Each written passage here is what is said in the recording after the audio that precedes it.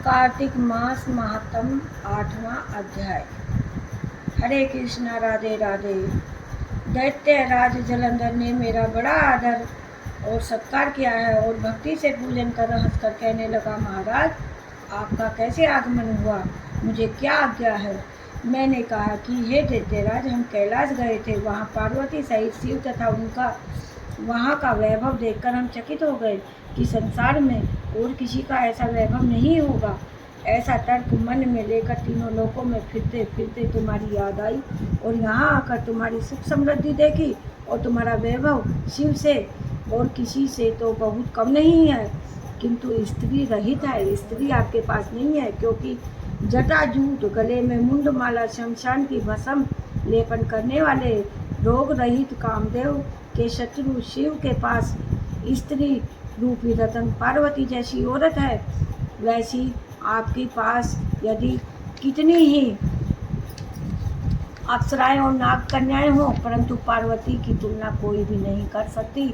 इसलिए तुम्हारा यह सब वैभव स्त्री रहित देखकर यही निश्चित हुआ है कि शिव के समान समृद्धि युक्त त्रिलोक में कोई और नहीं है जिसके पास पार्वती जैसी स्त्री है, जिसको देखकर ब्रह्मा भी मोहित होकर तथा अनेक अप्सराएं और परंतु ऐसी पार्वती को नहीं देख सकते। नारद जी कहने लगे कि हे राजा पृथु, हम तो ऐसा कहकर चले आए, परंतु दैत्यराज जलंधर ने पार्वती जी की इतनी सुंदरता की बातें सुनी तो कान ज्वर से पीड़ित होकर राहु को बुलाकर शिव के पास कैलाश में भेजा। राहु चंद्र के समान उज्ज्वल कैलाश को अपने तेज से काला करता हुआ द्वारपाल नंदी ने रोका और फिर शिव के पास पहुंच गया और फिर महादेव ने आँख के इशारे से उसको बुलाने को कहा। राहु कहने लगा कि हे शिव, तीनों लोकों के नाथ, सब रत्नों के स्वामी दैत्यराज जलंधर की आज्ञा है कि सुनो। शमशानवासी मुंडों की माला धारण करने वाले जटाजूटधारी तुम्हारे पास में पार्वती जैसी परम सुंदरी स्त्री है जो शोभायमान नहीं दिखाई देती। मैं तीनों लोकों का नाथ और सब रत्नों का स्वामी हूँ, क्योंकि पार्वती भी स्त्री रूपी रतन है, इसलिए वह मेरे साथ ही शोभामान है। तेरे जैसे भस्म धारण करने वाले योगी के पास पार्वती जी का क्या काम। नारद जी कहते हैं कि हे राजा पृथु, राहु के इतना कहने पर शिव जी की भ्रकुटी भुहों में एक अति भयंकर पुरुष उत्पन्न हुआ, जिसका सिंह के समान मुख, जलती हुई अग्नि के समान लाल नेत्र और ऊपर के खड़े खड़े बाल थे। जब वह राहु को खाने के लिए दौड़ा तो राहु भयभीत होकर भागने लगा और कहने लगा कि हे शिव, मैं ब्राह्मण हूँ और दूत हूँ, इसलिए आप मेरी रक्षा कीजिए। ऐसा कहकर शिव ने राहु को पकड़कर आकाश में फेंक दिया। इस प्रकार भयंकर पुरुष राहु को छोड़कर शिव के पास आ गया और कहने लगा कि हे महाराज, मैं अत्यंत भूखा हूँ, मुझे खाने को दो। तब शिव जी ने कहा कि तू अपने हाथ पैरों को खा जा। तब वह अपने हाथ पैरों को खाता हुआ सारे धड़ को खा गया, केवल मुख बच गया। तब शंकर जी ने प्रसन्न होकर कहा कि आज से मैं तुम्हारा नाम कीर्ति मुख होगा, तुम हमारे द्वारपाल होगे और जब तक तुम्हारी पूजा न होगी हमारी पूजा निष्फल होगी। उस दिन से कीर्ति मुख भगवान शंकर का द्वारपाल हुआ। जो कोई शिव की पूजा करने से पहले कीर्ति मुख की पूजा नहीं करता, उसकी पूजा निसफल होती है। उधर राहु आकाश से बर्बर देश में गिर पड़ा, जिससे उसके नाम से बर्बर देश हो गया। इस प्रकार उसने दूसरा जन्म ही समझो। राहु की ऐसी अवस्था सुनकर जलंधर को बड़ा क्रोध आया और वह दैत्यों की 1 करोड़ सेना लेकर अपनी पुरी के बाहर निकला और निकलते ही सामने एक आँख वाले शुक्राचार्य और अंगहीन राहु को देखकर रो पड़ा। इनके अतिरिक्त तो और कोई भी उसका अब शकुन नहीं कर सकता था, मगर फिर भी वह नहीं रुका और दैत्यों की सेना ने सारा आकाश में एक और चारों तरफ से घेर लिया। तब देवताओं ने जलंधर की कैलाश पर चढ़ाई की और छिपकर सब वृत्तांत शिव जी से जाकर कहा। शंकर जी ने उस समय भगवान विष्णु का स्मरण किया। स्मरण करते ही भगवान विष्णु शंकर जी के पास आकर उपस्थित हो गए। तब महादेव जी कहने लगे, भगवान, देवताओं की पीड़ा देने वाले इस दुष्ट को आपने क्यों नहीं मारा? यह नहीं, आप उस दैत्य के घर पर विराजे है। विष्णु कहने लगा कि हे शिव जी, वह आपके ही अंश से उत्पन्न है और लक्ष्मी जी का भाई है, इस कारण मैंने उसे नहीं मारा। वह आपके ही हाथों मारा जाएगा। तब महादेव जी कहने लगे कि यह तेजस्वी दैत्य हमसे ऐसे नहीं मारा जाएगा, आप सब हमको अपना तेज दीजिए। तब भगवान विष्णु सहित सभी देवताओं ने शिव जी को अपना तेज दिया और शिव जी ने उस तेज को इकट्ठा करके ज्वालामुखी सुदर्शन चक्र से एक वज्र बनाया और जलंधर से युद्ध करने को तैयार हुए। तब समस्त देवगण भी शिव जी की भूतगणों की सेना से आकर सम्मिलित हो गए। तब कैलाश के निकट जलंधर दैत्य अपनी सेना लेकर पहुंचा तो कीर्तिमुख भी नंदी आदि सब गणों के सहित देवताओं को लेकर जलंधर के सम्मुख गए और महागेर संग्राम हुआ। ढोलों नगाड़ों तथा घोड़ों की टापों से शब्द से सारी पृथ्वी कांपने लगी, रुधिर की नदियां बहने लगी। युद्ध में जो भी दैत्य गणों के हाथों से मारे जाते, उनके गुरु शुक्राचार्य उन्हें संजीवनी विद्या के द्वारा फिर जीवित कर देते।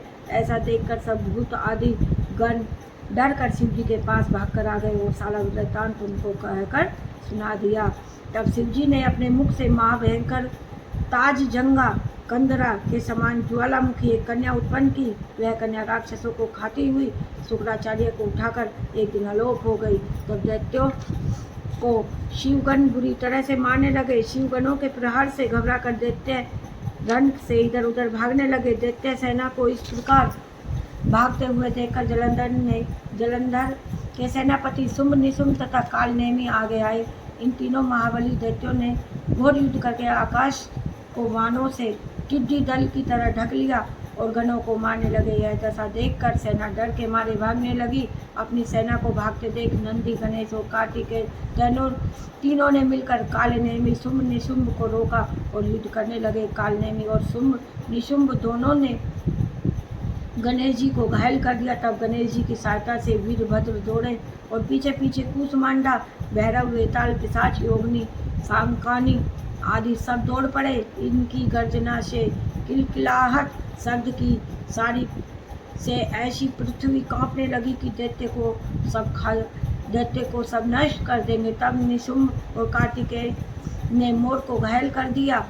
5 बाण उनकी छाती में मारे जिनसे वे अचेत हो गए। जब तक स्वामी कार्तिकेय चेतना को प्राप्त हुए तब तक निशुंभ ने बड़े वेग से अपनी एक शक्ति उन पर मारी। नंदी ने 7 बाणों से कालनेमी के घोड़ों को मारकर उसके सारथी को मार गिराया तथा कालनेमी ने भी नंदी का धनुष नष्ट कर दिया। उधर गणेश जी ने शुंभ और निशुंभ को अनेक बाण मारे और अनेक बाण मारकर गणेश जी ने, परंतु गणेश जी के कुल्हाड़े ने शुंभ को घायल कर पृथ्वी पर गिरा दिया। इस प्रकार मार खाकर दैत्य सेना ऐसे भागने लगी जैसे पवन से मेघ।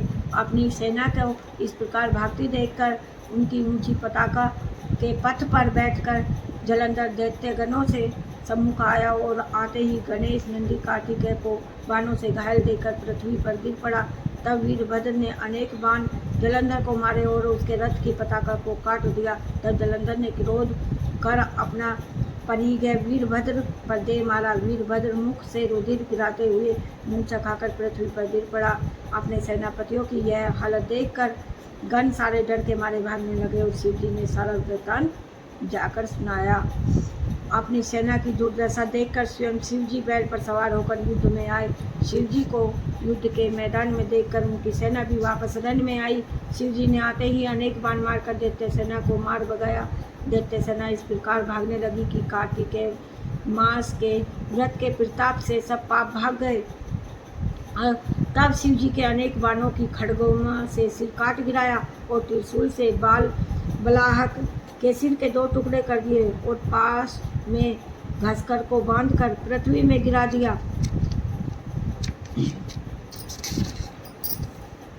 जलंधर ने महाघोर शब्द करके रुद्र को ललकारा और उन पर इतने बाण मारे कि आकाश बाणों से ढक गया। शिव जी ने सहज ही बाणों को अनेक बाणों से काट गिराया और आकाश में निर्मल कर दिया। साथ ही अपने बाणों से जलंधर ने रथ के घोड़ों और सारथी को मार गिराया तथा जलंधर तलवार लेकर शिव जी पर दौड़ पड़ा। शिव जी ने तलवार को भी काट कर टुकड़े टुकड़े कर दिया। इस प्रकार दोनों का द्वंद्व युद्ध होने लगा। शिव जी ने दैत्य की छाती पर एक मुक्का मारा और उसको उठाकर दूर फेंक दिया। कोस भर दूर गया तब दैत्य ने शिव जी को अजय देखकर गंधर्वी माया रची गंधर्व और अप्सराएं नाचने लगी और ताल बजाने लगी। शिव जी भी इस माया में फंसकर शस्त्र आदि फेंक कर नाचने गाने लगे। जलंधर दैत्य शिव जी को माया में फंसा देखकर महादेव जी का रूप धारण करके पार्वती के पास गया और उनका रूप देखकर कामाग्ध हो गया। पार्वती जी शिव जी को आया हुआ देखकर खड़ी हो गईं, परंतु तत्काल राक्षसी माया जानकर वहाँ से अंतर्ध्यान हो गई। तब दैत्यराज पार्वती को अदृश्य देखकर पुनः युद्ध में वापिस गया। उधर पार्वती जी ने भगवान विष्णु का स्मरण किया। भगवान विष्णु ने वहाँ उपस्थित होकर पार्वती जी को आश्वासन दिया कि जलंधर दैत्य ने अपनी मृत्यु का रास्ता स्वयं ही बतला दिया है। वह दुष्ट अब अपनी स्त्री वृंदा के पतिव्रत धर्म के कारण नहीं मरता है, इसलिए देवताओं और अपने भक्तों की रक्षा के लिए इसकी स्त्री वृंदा के पतिव्रत धर्म को भंग करके घोर कर्म यह मुझे ही करना पड़ेगा और ऐसा कहकर इस दुष्ट की मृत्यु होगी। इतने में शिव जी भी राक्षसी माया से मुक्त होकर जलंधर को आया देख उसके साथ युद्ध करने लगे। जलंधर ने अनेक बाण मारकर शिव जी को ढक दिया।